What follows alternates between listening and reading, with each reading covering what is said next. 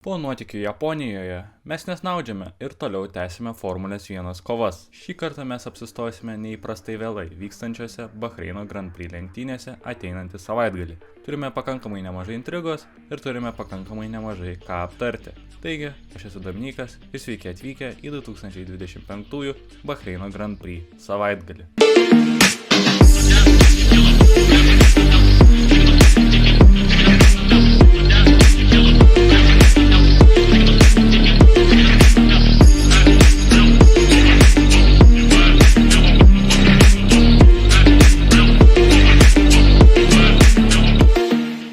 Bahreino Grand Prix etapas egzistuoja Formulės 1 kalendoriuje gan ilgai.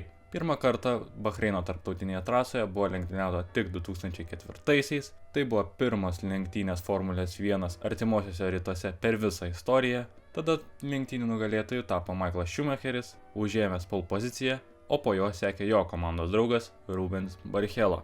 Sahiro trasoje mes išvysime trijų C1, C2 ir C3 padangų mišinių komplektacijas. C1 kiečiausia, C2 vidutinės geltonos padangos, C3 pačios minkščiausios raudonos padangos. O tai reiškia, jog ši padangų rikiuotė bus iš pačių sunkiausių. Pati trasa yra pakankamai nebloga lenktynėms. Turime 3DR zonas, turime pirmą posūkį, kur įvyksta pakankamai nemažai lenkimų. Turime taip pat ir kitus. Komandos fokusuosis ant balansuoto prispaudžiamosios jėgos nustatymo. Šiame Pirelli lentelėje yra pažymėta, jog prispaudžiamoji jėga bus 3. Aš manau, jis bus labiau link 2. Nes būtent tos tiesiosios yra pagrindiniai momentai, kur galima aplenkti. Na, būtent kvalifikacijoje labai svarbu yra turėti pakankamai prispaudžiamosios jėgos ties tais lėtais posūkiais, tai pirmas ar kiti po tų DRS zonų, taip pat nemažai vidutinio greičio posūkių.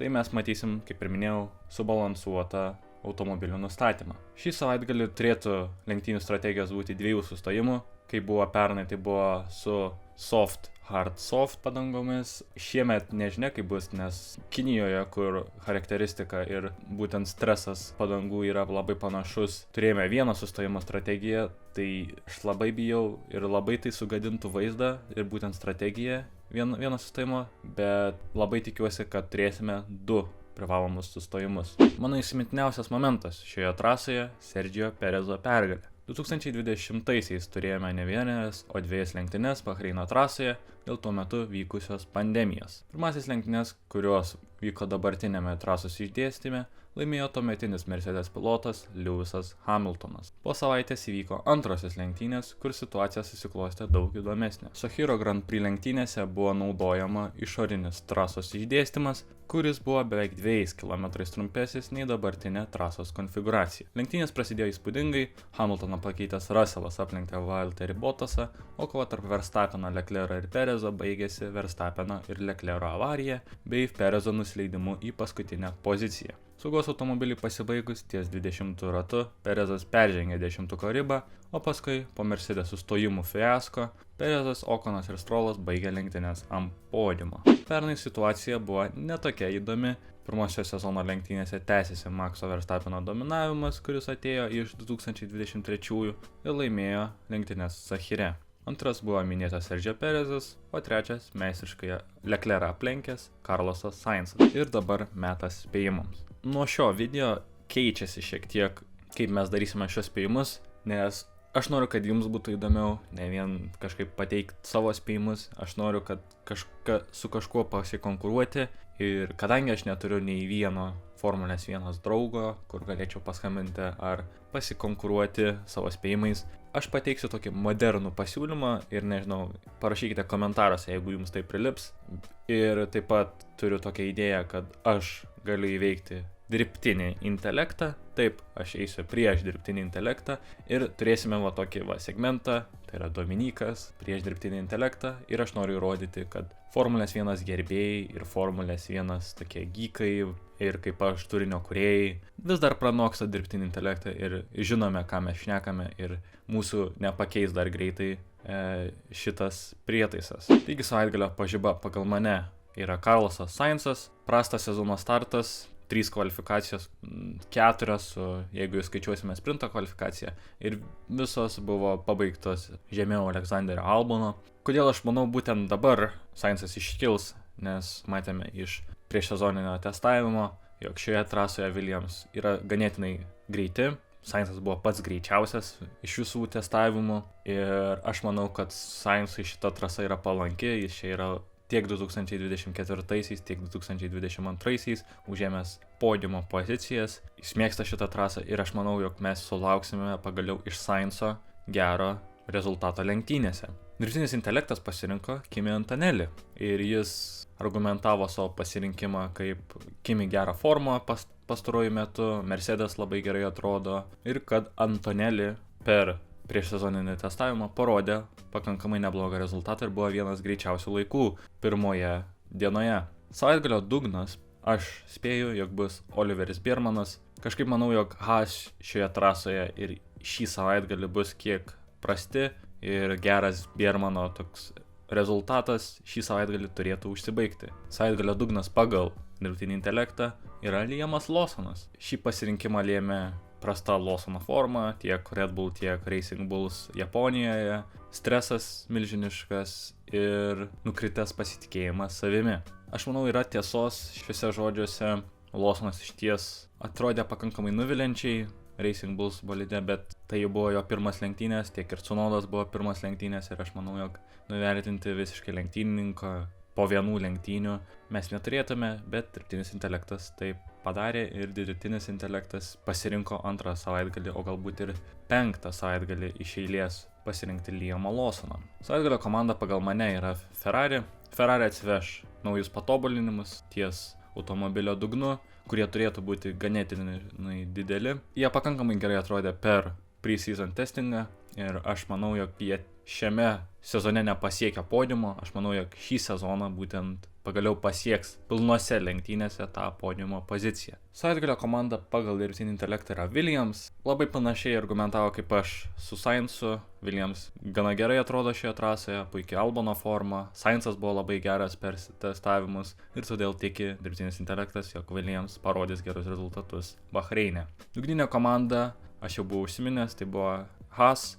Haas aš dedu, kad jie buvo pakilę dabar pastaruosius savaitgalius ir aš manau, jog šis savaitgalis būtent ir šita trasa nuleis jas šiek tiek ant žemės ir jie nukris tarp vidutiniokų komandų į 9 ar 8 pozicijas. Ir jiem ganėtinai sunkiai seksis. Dugninė komanda pagal dirbtinį intelektą yra Alpine. Pakankamai logiškas sprendimas, Alpine neatrodo labai gerai. Argumentavo dirbtinis intelektas, kad jų automobilis ganėtinai prastas, Gasly ganėtinai prastai atrodo po pernai sezono užbaigimo. Tiek Jackas Doohanas patyrė avariją ir jo likimas toks labai stresuotas ir labai toks miglotas, todėl dirbtinis intelektas pasirinko Alpine. Pole pozicija, mano manimu, yra Charlesas Leclerc'as. Ši trasa Leclerc'ui yra pakankamai palanki, jisai čia yra laimėjęs 2022 ir Leclerc'as būtent šioje trasoje atrodo pakankamai neblogai. Aš tikiuosi iš šio savaitgalio, kad tie trasos patobulinimai, kurie bus atsivežti Ferrari komandos, aš labai tikiuosi, kad jie duos tą tokį impulsą ir pagaliau atneš kažką gero ir iškris iš to tokio migloto, tokio vidutiniškumo Ferrari, nes jie dabar yra tokia užtikrinta 4 komanda. Red Bull traukia Max Verstappenas, o Mercedes atrodo pakankamai gerai. O apie McLaren nėra ką kalbėti. Mano pasirinkimas Charlesas Leclerc'as, ChatGPT pasirinko Maxą Verstappeną.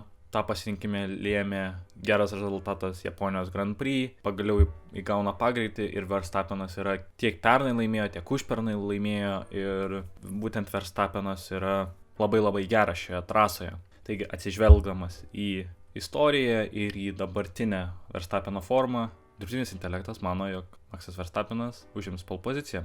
Nugalėtojas mano lenktynių yra tas pats Charlesas Leclerc'as. Taip sutinku, jog šansai, jog šitas įvyks yra labai maži. Aš 3 kartus iš eilės visus nugalėtojus pataikiau ir būtų labai gražu, kad dar vienas, galbūt nelabai įdomiame sezono starte, mes pamatytume 4 ir su sprintu 5 skirtingus lenktynininkus nugalėjusius lenktynes. Tai būtų labai įspūdinga ir mano širdis būtų paglostyta tokio spėjimo. Ir jeigu tie patobulinimai iš tikrųjų yra tokie dideli, kaip nemažai šaltinių teigia, tada Šarlzas Leclerc'as turi tokius sunkius, bet turi šansų į pergalę. Dirbtinis intelektas nuo savęs nenukrypo ir pasakė tą patį Maxą Verstappeną laimės. Aš manau, šiek tiek sudėtinga bus būtent Verstappenui šioje trasoje išlaikyti ar tai McLarenus, ar tai Mercedes, ar tai Ferrari užnugarėje. Šita trasa yra tokia moderni, ji pritaikyta moderniems automobiliams ir tokiais automobiliais, kokius turime dabar. Japonijoje buvo visai kitas vaizdas, maža trasa tokia ir tie tokie labai greiti posūkiai neleido padaryti kokybiškus lenkimus, bet šį savaitgalį aš manau, jog Verstappenui, kad ir gavus tą pole poziciją, bus sudėtinga. Taigi, ačiū, kad žiūrėjote, ačiū, kad klausėte, pakomentuokite, ar patiko jums šitas video, paspauskite subscribe mygtuką, paspauskite like mygtuką, pasiekite mane Instagrame, ten yra dar daugiau turinio ir susitiksime šį savaitgalį Bahreine. Ate.